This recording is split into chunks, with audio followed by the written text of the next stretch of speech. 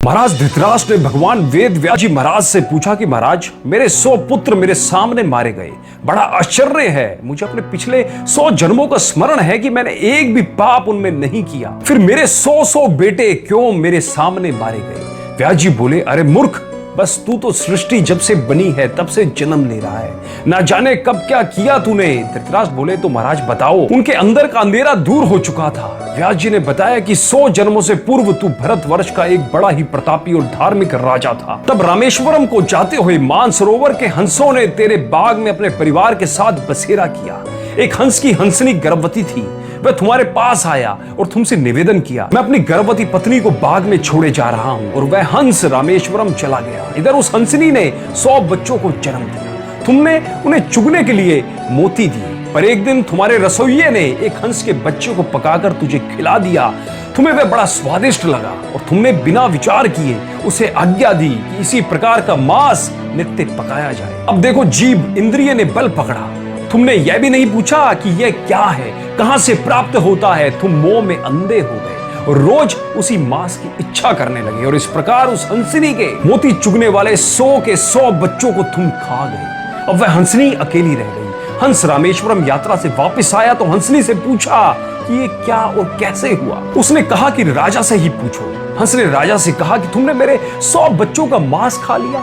राजा ने रसोइये को बुलाकर पूछा। उसने कहा कि महाराज, यह तो आपकी ही आज्ञा थी कि इसी प्रकार का भोजन नित्य बनाया करो। राजा धर्मात्मा था, परंतु इस भयंकर पाप से बड़ा घबरा गया। तब हंस हंसनी ने कहा कि तूने अंधे होकर ये काम किया, तू अंधा हो जाएगा और तेरे सामने ही तेरे 100 पुत्र मरेंगे। ऐसा कहकर उन्होंने प्राण त्याग दिए। व्यास जी बोले, हे राजन, 100 जन्म तक तू राजा और वह रानी एक साथ नहीं हुए। अब तुम दोनों इस जन्म में राजा और महारानी बने हो तो यह घटना घटित हुई और उस जन्म के उस कर्म का फल तुम्हें भोगना पड़ा। दोस्तों, जिंदगी में खुद से किया गया या किए जाने वाला कोई भी काम हमारा कर्म होता है, और कर्म 2 प्रकार के ही होते हैं, या तो अच्छे कर्म या फिर बुरे कर्म।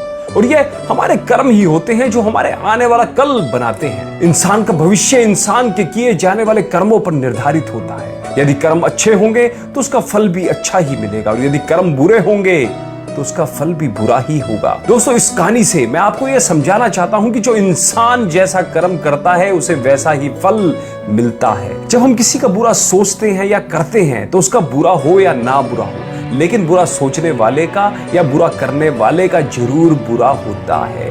कहते हैं भगवान के घर देर है अंधेर नहीं, आज नहीं तो कल हर इंसान को अपने कर्मों का फल भोगना ही पड़ता है। जो किया है वो एक बार उसके साथ भी होगा, यानी जैसा करोगे वैसा ही भरोगे। जो इंसान किसी दूसरे के साथ बुरा करता है उसकी जिंदगी में वह बुराई लौट कर अवश्य आती है। ठीक इसी प्रकार जो इंसान किसी दूसरे के साथ अच्छा करता है उसकी जिंदगी में वह अच्छाई भी लौट कर जरूर आती है। खैर दोस्तों, मुझे लगता है कि आप इस कहानी का सार समझ चुके होंगे। अगर समझे हो तो कमेंट के माध्यम से अपने महत्वपूर्ण मूल्यवान कमेंट हमें जरूर लिख के बताइए।